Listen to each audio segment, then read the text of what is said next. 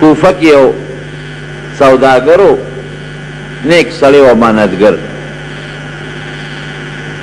خلکو به خپل امانتونه هغه سره یې ښودل پخوا خو پیاده سفر وی نو دی د خپل کلي نه د تجارت په غرض روان شو چې ته بل علاقې ته ته هغه خپل څاروي اس ورسره دی او د خوردنوش د خوراک سامان وغیره م ورسره دی خو چې لږ غوندې د کلي نه یو کوټې بار ووته نو یو سړی یو مسافر ورته ولاړ دی اوس کاکا لږ ودرېږه څه وی ته چېرته ځې کاکا زه خو فلانکې علاقې ته ځم دا مسافر ځان یې ورته داسې عجزه کمزورې کوي ما به ځان سره بو نه ځې کرۍ به هم درکم اوس خلک په دې موټرو او سوزکو کې په کرۍ ځي ابه په اسونو او په خرو باندې او په اوښانو باندې خلکو کرایانې کولې سورلی به یې پې بوتلې زه خو خپل څاروی دی دی وایي چې یاره زه خو هسې روان یم او ځمه راشه دا لا ښه خبره ده کرۍ به هم ترې والم د لارې ملګري به مې شي که نه یوازې به څه سفر کوم دا به مې بل ملګري شي وی بس ټیک د په کرۍ ورسره خبره وکړه او دواړه روان شو دا چې کوم سوداګر دی دی په عامه لار روان دی په کومه چې به مخکې دی ته جاري لاره وه چې څه منځ سفر یې وکړه دوه لارې دي نو سوداګر په هغه خپله لار ته دا مسافر ملګری ورته وایي چې هلکه په دې لار لاړ شه او ورته دا خو ماته نه معلوم وي دا خو ډېره لنډه ده وایي زه ماته نه معلومه وي ماته معلومه ده که نه هغه ملګری ورته وایي دا ډېره نږدې لار ده او ماته معلومه ده او زر به پرې ورسو او دا ته چې په کومه دی دا خو ډېره اوږده ده او په دې لاره کې اوبه هم شته او ګیاګانې هم پکې شته او مزیداره لار هم ده نو سوداګر خوشحاله شو چې دا خو خبره شو یو نږدې لنډه لار ده او زه دا به هم پکې دې ځل ووینو روان شو تلل پیاده مزلې وې هغه لاره په یو لوی خطرناک ځنګل ختمه شوه خو چې څنګه لاره ختمه شوه په یو خطرناک ځنګل باندې هغه د سوداګر هغه ملګری چې دا چا ټګي ورسره وکړه د اس نه یې ټوپ کړی او دې شا کې یو لوی خنجر پټ کړی و یو لوی چاړه وغیره وویسته او دې سوداګر ته دقسې ونیوله ویې راکوش دا خو دې ما سره ظالمه دوکه وکړه او دا سوداګر وایي چې یو خوا بل خوا مې وکتل لومړی انسانان هم پراته وو د چا کپرې پرتې وې او د چا ډوکي پراته وو ویرېدم چې خدای دا څه په مصیبت واوړېدم وایي ما وی دې سړي ته چې داسې کار دی چې ته دا څه کې دا خو د مال او دولت دپاره کې دا اسم ستا دی دا مواله او چې ما سره څومره پیسې دی هغه هم در کوم هر څه واله ما پرېږده وی دا سړی راته وی په خندا شو چې لاول به تا وجنم وروسته به ستا مال قبضه کوم دا خو چې تا پرېږدمه نو خو سبا به یو ته م ووایه بل ته به م ووایه بیا خو به زما ژوند په خطره کې شي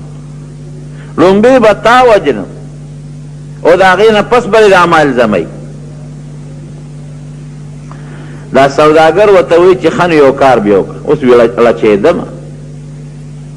داسې وکړه چې ما پرېږده چې یو دوه رکاته لمونځ وکړمه دا رونو د مسلمانۍ طریقه ده ګوره اوس چې تکلیف درته ورسي نو الله ته په مانځو درېږه ایمه چې ما پرېږده یو دوه رکاته لمونځ کوم وایي داسې ویې خندل وی چې دا څومره کفرې دلته پرتې دي که نه دې ټولو دغه دوه رکاته کړي دي چا زیات هم کړي دي خو د مانځه باندې نه دي خلاص کړی زه تم پکې دوه رکاته وکړم وی په مانځه باندې ودرېدم الحمد مې شروع کړه خو چې صورت له ورسېدم نو صورت رانه هېر شو یری په سړي که نه خدای څه ووایم وی اتفاقا یو آیات مې خولې له راغی د قرآن شریف داسې یو آیات دی د دې موقع سره پوره مناسب آیات و امن یجیب المضطر اذا دعاه امن یجیب المضطر اذا دعاه چې یو سړی په پریشانۍ او په تکلیف کې مبتلا شي دغه پریشانی او تکلیف والا به د تکلیف نه څوک خلاصوي؟ بې د الله د ذات نه بل څوک شته چې اخلاص کی؟ نه. وی دا آیت را باندې دا شی بند کوئ ابن ازلی، دا له په دماغ پریشانی جوړه غرار کړي.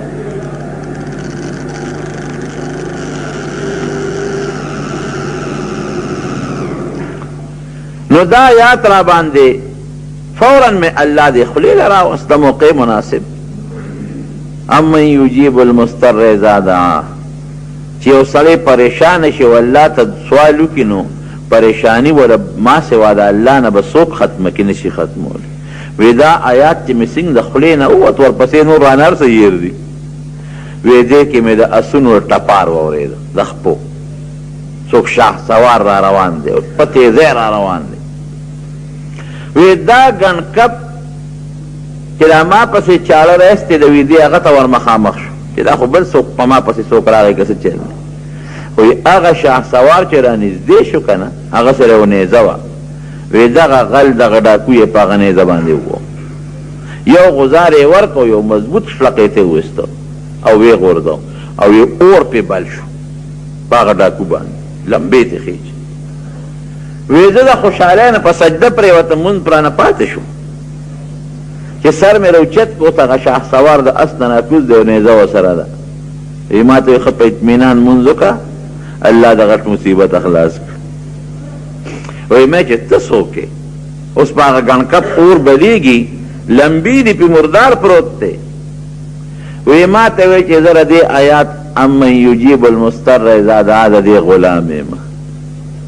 تا چې کله په مانځه ودرېدې الله ته دې رجوع وکړه نو د اسمان د الله د اسمانونه وجړقېدل. وی مونږ وی چې څه ناشنا کار خو پېښ دی. وی چې بیا د صورت شروع که سوره فاتحه او دا آیات ته وی چې امن یجیب المضطر، وی الله فرشتو ته اعلان وکړه چې فلانکي ځای کې زما یو بنده دی او ما ته فریاد وکړه څوک به ورورسي. وی ما وی چې الله ما له اجازت راکړه او زه وررسم امداد یې کوم. نو تعالی دا آیات د خولې نه خلاص کړی نو چې زه امداد لره ورسېدم. زه فرشته یم او د دغې آیت غلام یم. واقعي رونو زمونږ عقیده بدی او زمونږ ایمان بدی چې مصیبت راوستونکې الله دی او لرې کوونکې هم الله دی، او د مصیبت نه بغیر د الله نه بل څوک خلاصولی نشي. او الله ته د رجوع کېدو او الله ته د مخامخ کېدو د فریاد بهترینه طریقه منځ دی. منځ الله پې ډېر خوشحالېږي. محمد ابن سیرین یو تابعی دی، لوی عالم دی، او وی که الله پاک د قیامت پر ورځ ما له اختیار راکړي چې منځ کې او که جنت ته ځئ کم یو دی خوښ دی؟ وی زه به یم چې الله 2 رکعته منځ کوم جنت ته نه ځم. شاګردان ورته وایي ساده دا منځ خو خلک د جنت دپاره کوي. دنیا کې چې خلک منځونه کوي او روجې نیسي او جهادونه کوي دا خو ټول د جنت دپاره کوي. نو تا ته به هلته رب العالمین د جنت مقدر کړي او ته وایې چې نه جنت به خوښ نه کړم 2 رکعته به خوښ کړم. وی دا ځکه چې جنت زما د خوشحالی شی دی، زه پې خوشحالیږم او په 2 رکعته مونځ الله خوشحالیږي. نو خپله خوشحالي به وروسته کړم او د الله خوشحالي به مخکې کړم. نو چې څوک الله خوشحالي اچت هم نه خفه کېږي. نو مونځ د الله د خوشحالی شی دی. زمونږ صحابه کرامو ته چې کله هم تکلیف پېښ دی، دقس یو تکلیف زید ابن حارثه رضی الله عنه ته پېښ شو په یو موقع. د طائف ته سفر روان او د عرفات نه بعد مصیبت ورته پېښ شو، غلا او ډاکوان ورته پېښ شو. چې پېښ شو نو هغه غل ډاکونه یې سوال وکړو، وی ما له یو موقع راکړه یو 2 رکعته مونځ کوم. هغه هم ورپورې وخندل، وی زه مړه وی داسې ډېر مې وجلي دي مونځونه رانه نه دي خلاص کړی. هغه ته هم دقه واقعه پېښه ده چې څنګه هغه 2 رکعته مونځ ته ودرېده او الله ته یې رجوع کړه، د اسمان نه فرشته راغله او د هغه ډاکونه یې خلاص کړه.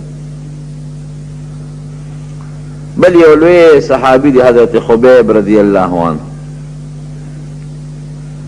کافرانو نیولو د مکې مشرکانو او د مکې مکرمې نه بار یې وویستو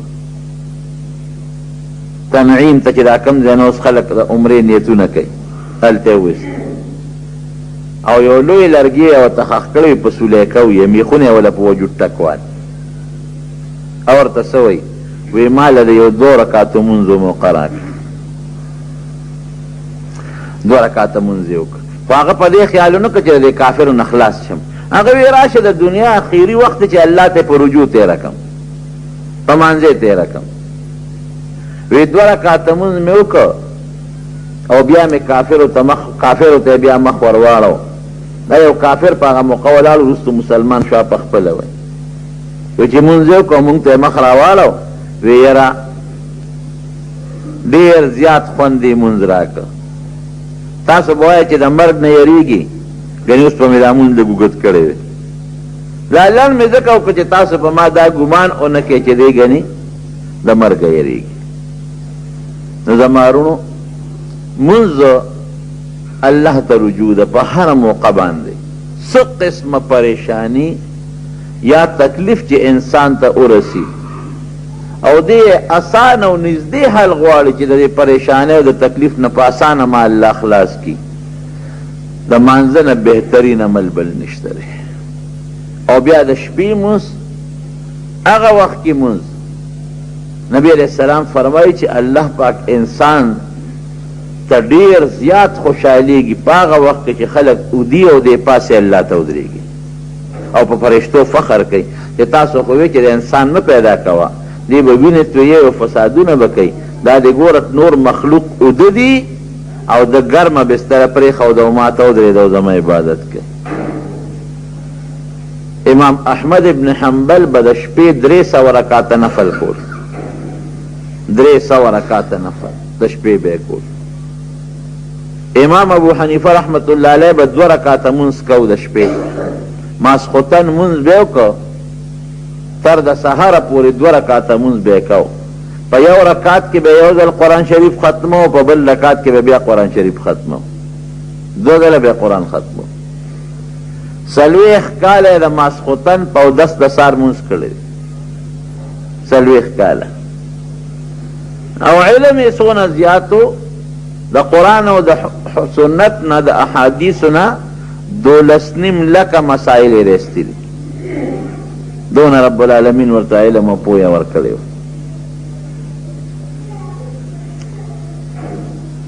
نو مونځ بهترین عمل دی رونو دا الله د خوشحالی عمل دی او نبی علیہ السلام ورته معراج المؤمن ویلی دی چې دا د مسلمان معراج دی لکه حضور پاک مبارک چې الله تعالی او الله سره ملاقات وکړ دغه رنګ یو سړی کوي چې زه الله سره معراج کوم او الله سره ملاقات کول غواړم ډېرې په مانځه ودرېږي مونځ دې کوي د حضور پاک مبارک په زمانه کې یو صحابي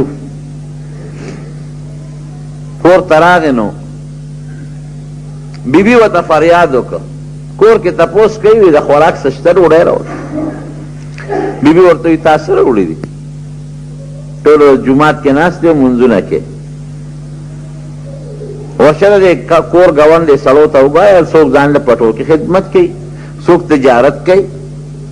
او ته منډه کې جومات ته وراشې ډوډۍ راوړه ډوډۍ د کوم ځای نه زه راوړم تاسو اوړه راوړي دي ما دله پخ کړي دي دی لاړ جومات 2 رکعاته مونځ یې وکړ او د مانځه نه پس بیا کور ته راغی ښځې ښځې څه شته او ورته تا څه راوړي دي تش تور لاړی او تش رالی او څه شته مونږ هم نار یو بچي دې هم نار دي بیا لاړ جومات 2 رکعاته مونځ یې بیا وکړ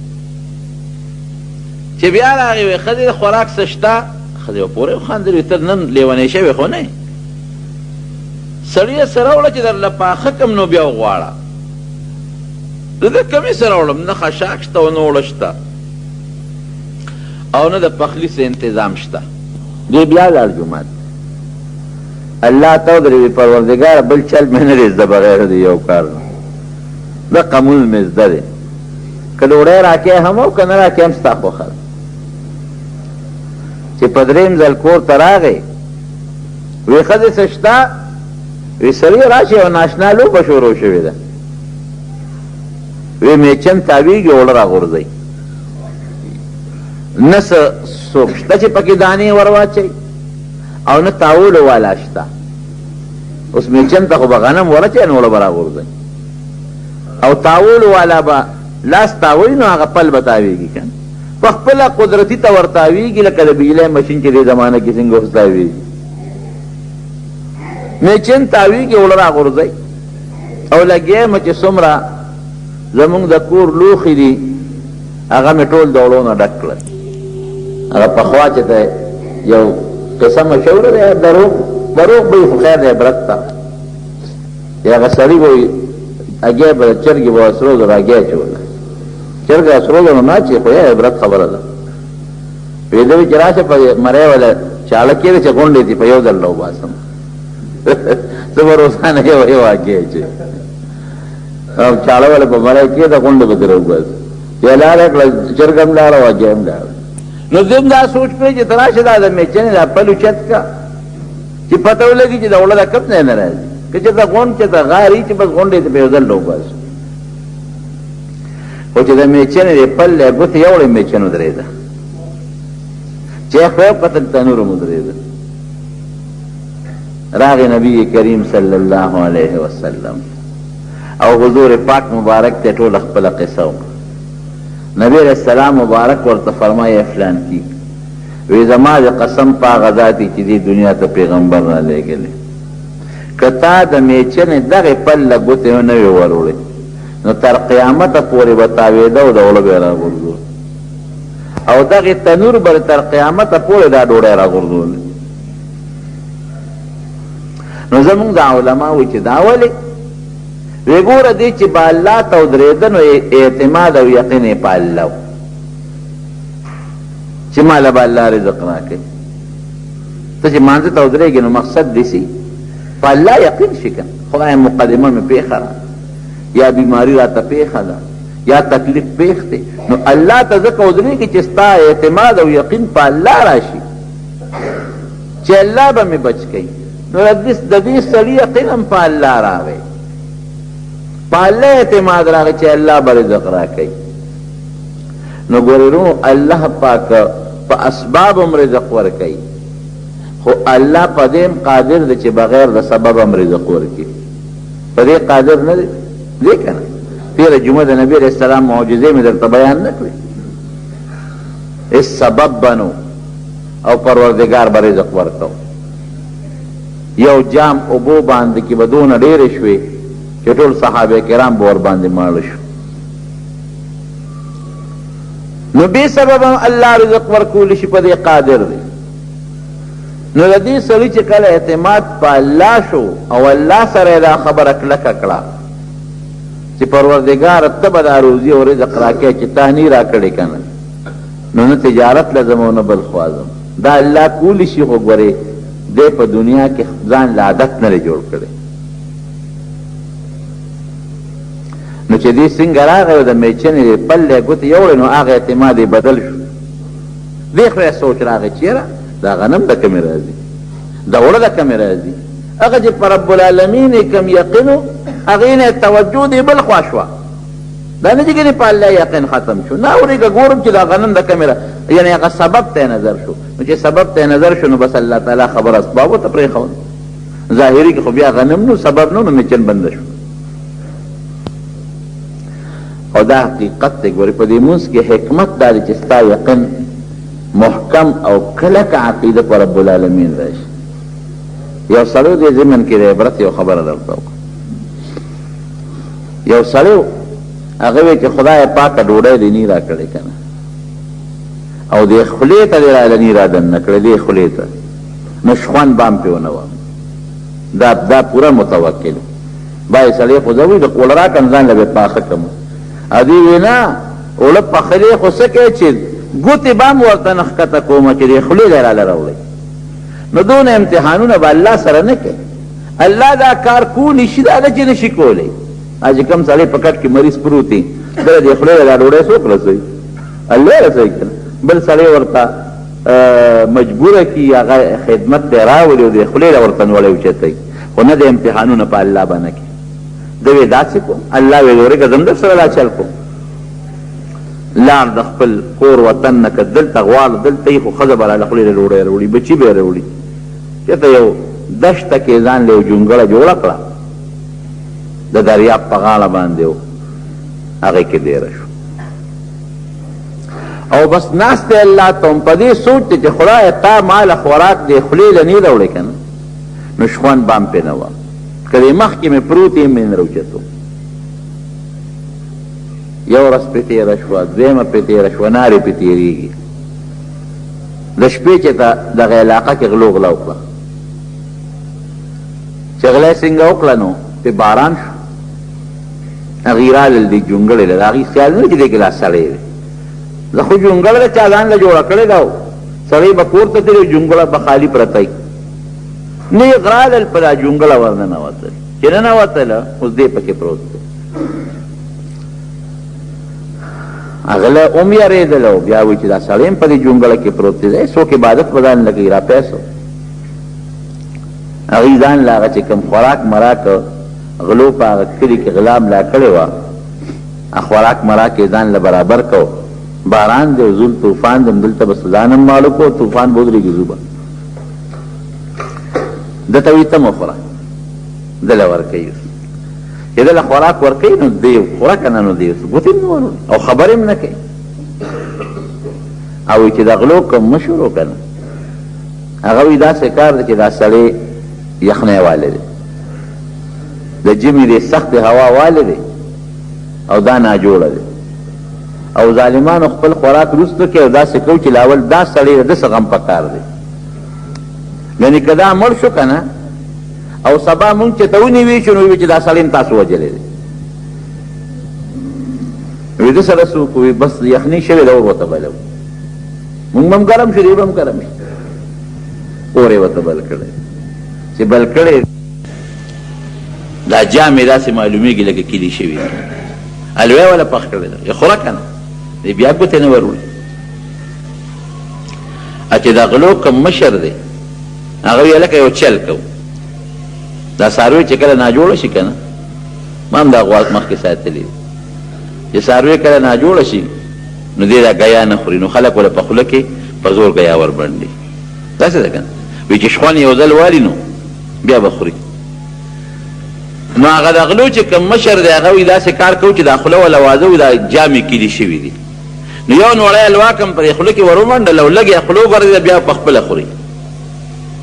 نو چاړی را واغېسته چې په دې غاښونو کې وله ور منډو، په زور وله جامې کولاوه. نو چې څنګه یې چاړه را واغېسته او دله په دې غاښونو منډي، دله خندا ورغلې، په خندا شو. چې په خندا شو، د غلو مشر مرګلي کوټه کې راوالی دی، خبیث بچي پسې ده، خو مونږ پل ټوقې کوي، خاندي را پور. کله ورته اور بلوو، کله وله کلک خوراک پخوو، کله وله نرم پخوو، دا خو ټیک ټاک دی، مونږ پورې نخرې وکړې. هم چې پېښ شو چې سړو کوته کوته ګوتې کړې، خدای دې راسره خیر کړي. وایي داسې کار دی چې دا ما قصدن دا خوراک نه خوړه. ولې؟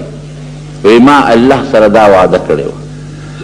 او دا م یو قسم کړو چې پروردګاره دې خولې له دراله خوراک نه راوړي که نه، نو شخوند هم پرې نه وم. نو الله ما سره خپله وعده پوره کړه. وایي که ما خندلې نه وې که نه، او خندا نه وې راغلې، نو تاسو دا لوه زما دې خوله کې په زور را ټومبله. زما ورونو داسې الله ګورې کولی شي، الله په دې قادر او طاقت لري. او که وایي دا به څنګه نو زه درته بل مثال هم ښیم. دا مرغۍ چې د مور نه پیدا شي، دا ګی نه روزي او جاله کې ناستي، نو دا مرغۍ بې عقله حیوان دی، عقل نه لري، او دا ځي او په خوله کې په مخوکه کې خوراک راوړي، او د خپل بچي په دا خوله کې ورمنډي که نه ورمنډي. دا د الله ذات دی که نه. سړی حیران شي چې خدای پاک په خپل هغه مرغۍ خوراک نه خوري، هغه مور الله دونه مهربانه کړي چې په خپله خوراک نه خوري، او ځي کله ورته ته ګورې نو هغه ډوډۍ وړه وړه کوي په دې مخوکه کې چې ښه پوټې پوټې یې کړي، نو یو یو دانه راوړي او هغه بچی خوله ورته واځي او په داخله کې ورته ورمنډي. نبی کریم صلی الله علیه وسلم فرمایي اے زما امتیان که تاسو په الله باور وکړو په الله توکل وکړو هغه توکل چې د الله د ذات سره خایيږي که داسې توکل مو وکړو وی په خپلو بسترو کې به پراته یو الله به رزق درکوي.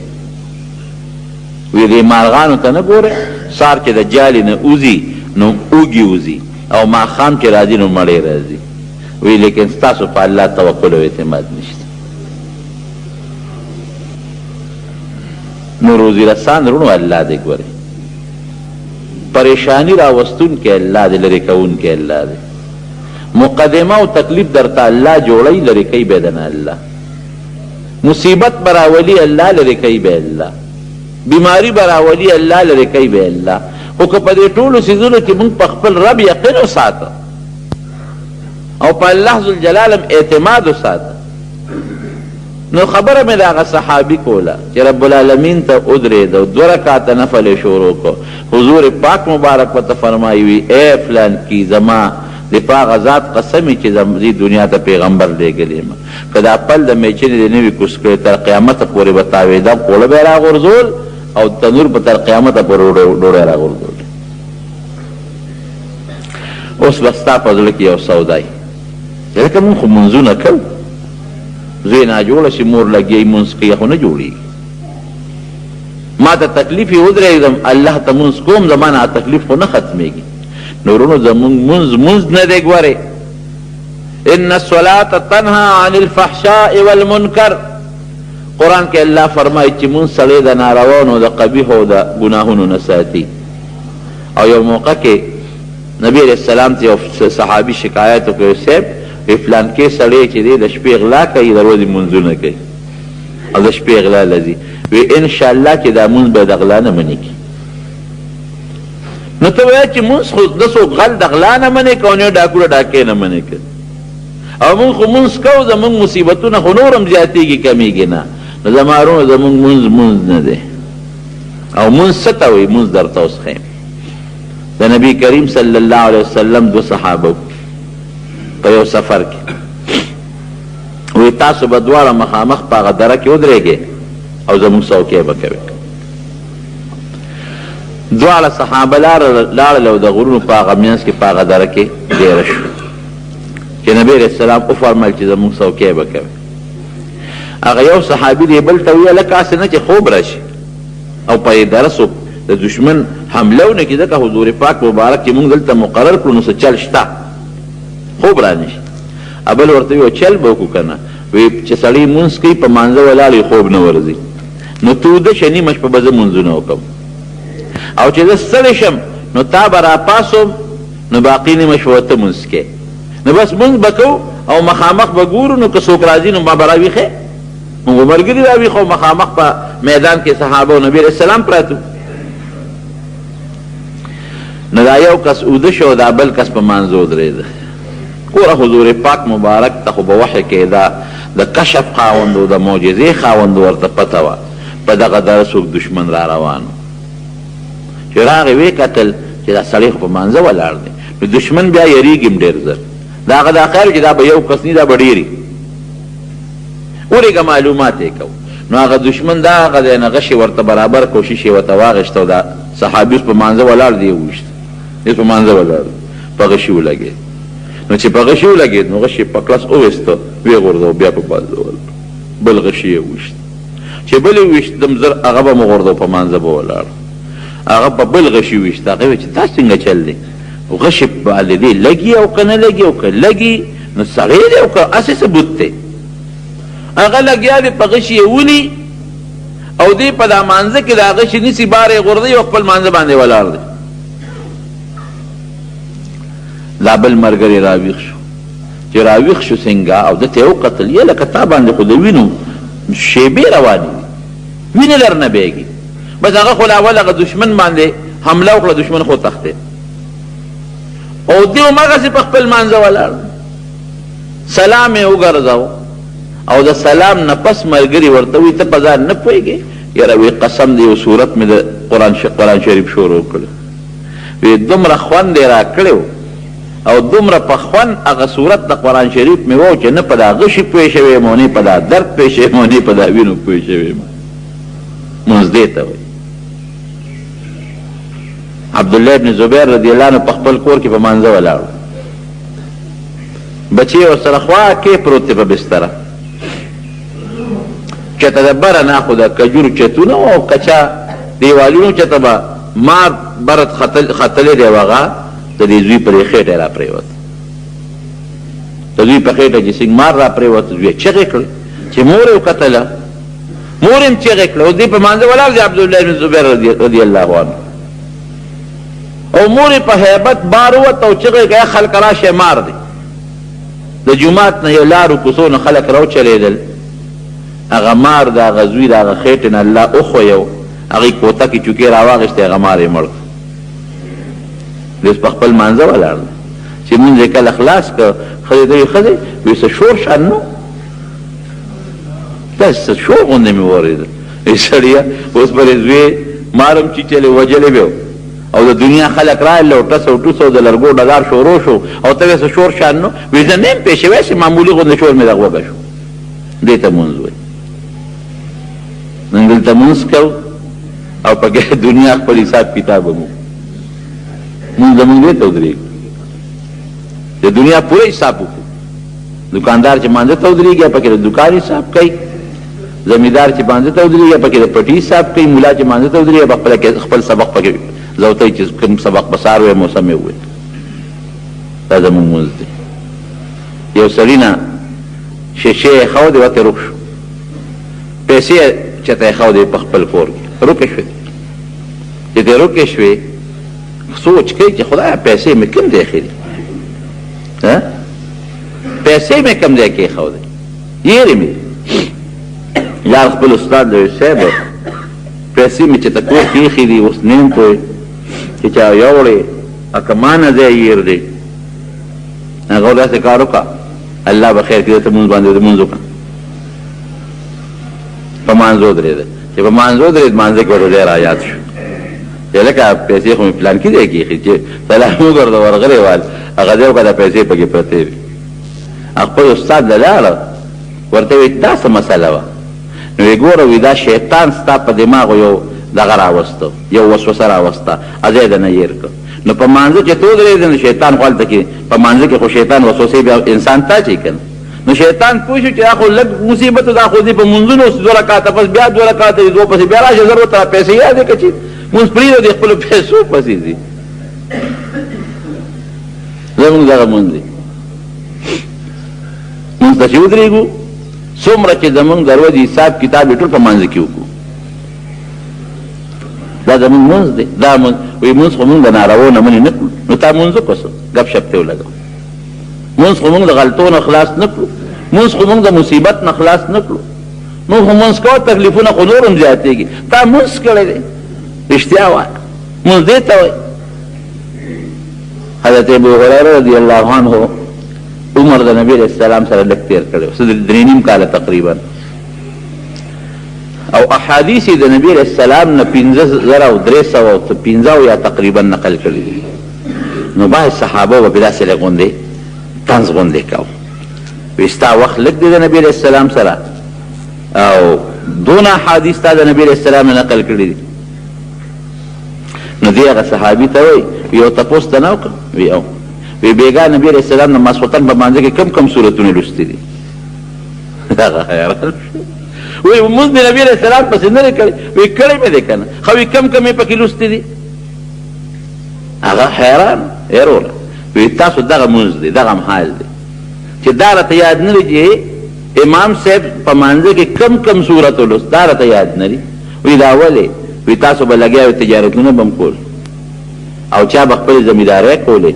او ابو هریره ځان ته ګوته ونیولې، وی ابو هریره به په نار او په لوږه د پیغمبر علیه السلام سره ډېره و حدیث پېته زده کول. نو مونږ هم امام پسې مونځ وکړو او دا پته راته نه لګي. یو ځل په مانځه کې خطا شوم، یو ملګري وایي 3 دې وکړل، بل وایي 4 دې وکړل، وایي 5 دې وکړل. مې زه خو دا خطا شوم، انسان دې خطا کېږي. نو هغه چې کوم مقتدیان را پسې ولاړ وو هغې کې هم د یو کس سوچ برابر نو، یم زوی خلکو منځونه کړل امام هم منځ وکړه پته نه لګي څلوري کړي دي که دوی کړي د امام هم پته نه لګي هم په سوچ کې دی او د مقتدیانو کې هم څوک داسې نشته چې هغه ته پوره رکعتونه یادې ورته وو چې دومره دې وکړل یو سړی په مانځه ولاړو او یو عاشق چې تا په دې عشق کې مبتلا و هغه خپلې معشوقې په سوچ کې د ده مخکې تېر شو چې د دې نیک سړي د دې شیخ مخکې تېر شو نو دی خپه شو چې هلکه تا زما مخکې داسې زه په مانځه ولاړ یم ما ته رایې سوچ نشته چې مونځ اخلاص که ورغلی ول دې مری نه کلک راونیو دا خدای بې خو باسه ما ته نه ګورې په مانځه ولاړ یم که داسې تاویږي که داسې تاویږي که داسې تاویږي او ما پرېږده سړیه وایي څه غلطي مې وکړه وایي په مانځه نه وم ولاړه وایي غلی کښېنه وایي زه د یو مجازي معشوقې په سوچ کې یم مجازي معشوقې او ما ته دا پته نه لګي چې ته په مانځه ولاړې هغه خپله معشوقه په سوچ کې ده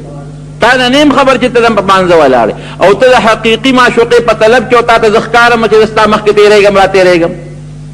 لا سړیه ګیره دې بړو پورې زده کړی ته مونځ کولې په مانځه پوهېږې ته حقیقي معشوقې ته په مانځه ولاړې دا زموږ مونځ نو سړی چې مانځه باندې ولاړ یو او الله ته توجه یو په صحیح طریقه مونځ وکړي نو د الله کتاب دروغ نه وایي ان الصلاة تنهى عن الفحشاء والمنکر تاویلات پکې نه کوو چې صحیح مونځ وکړې دا مونځ به تا د نارواو نه بچ کوي او دا به تا د حالتو غلطو نه بچ کوي د غلا نه به دې منې کوي او صحیح مونځ کوي صحابو کې چې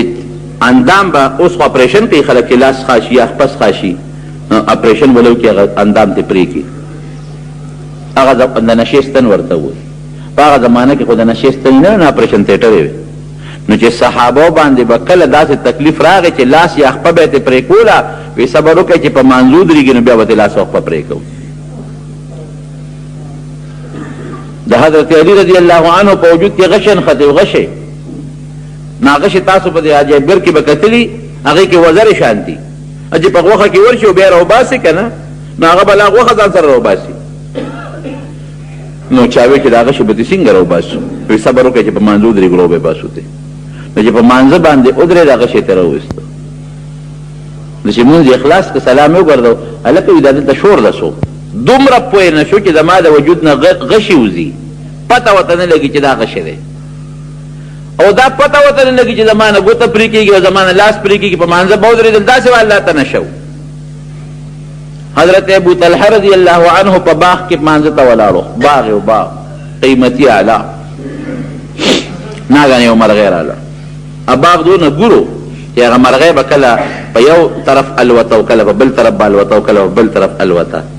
دونه ګورو هغه باغ چې هغه مرغۍ لار نه مونته چې زه د دې باغ نه وځم دی ورته په تماشه شو خوشحاله و چې داسې ښایسته باغ مې دی دومره ګور دی خو چې سلام یې وګرځه اوهو دې باغ خو زه د مانځه نه وویستم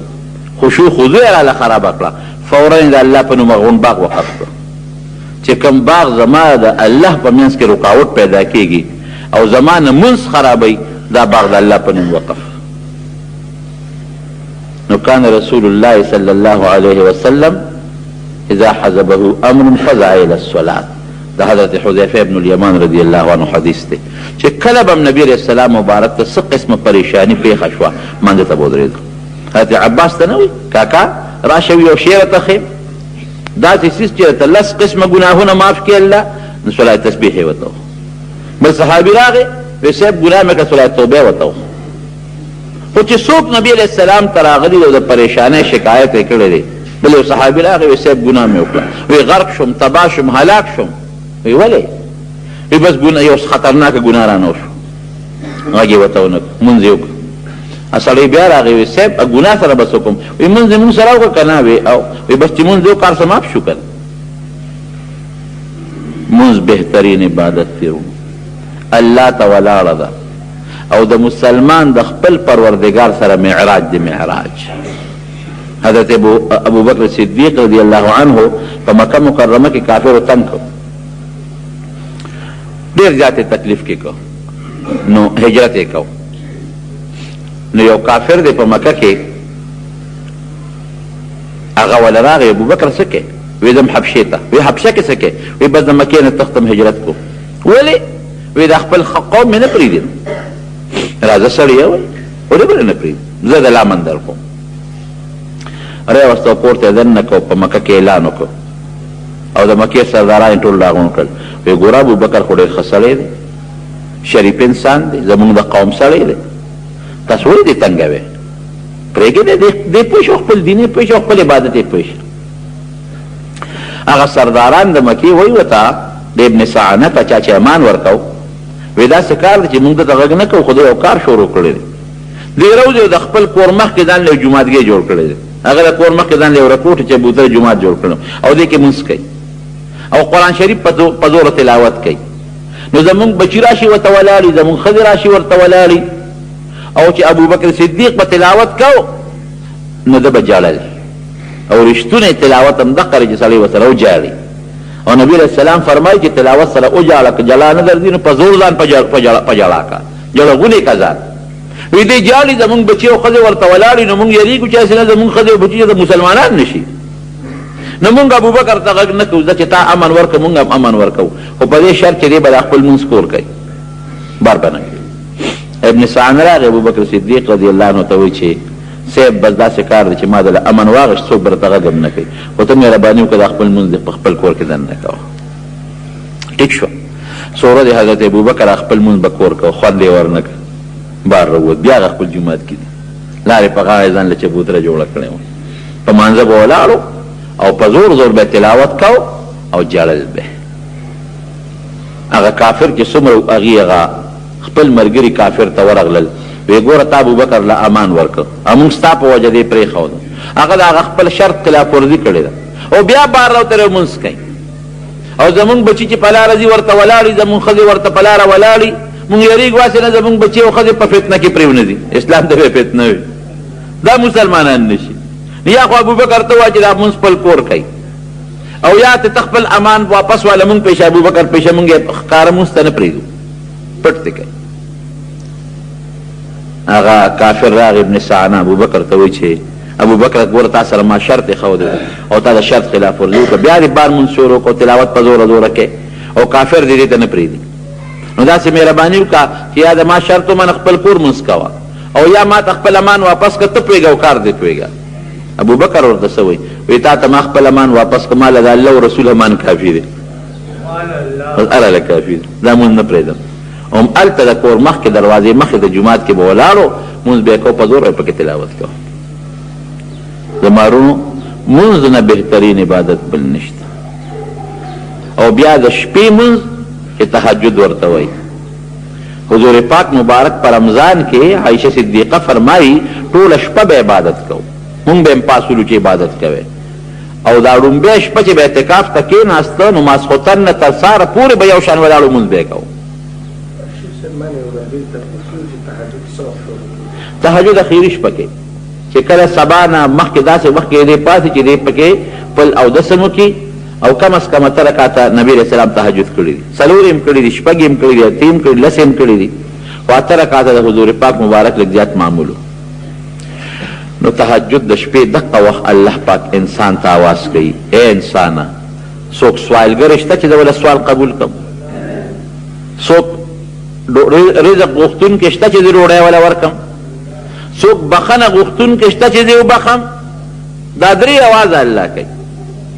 نو وروڼو چې څه قسمه مشکلات او تکالیف او پریشانی در پیښی الله ته ودرېږئ مونځ کوئ خو مونځ د مونځ په طریقه کوئ نو دا د الله سره ستا معراج وشو لکه څنګه چې حضور پاک مبارک تللی و الله سره معراج کړو نو پروردګار به د هغه پریشاني او مصیبتونه هم ختم کړي الله به درنه راضي جوړ شي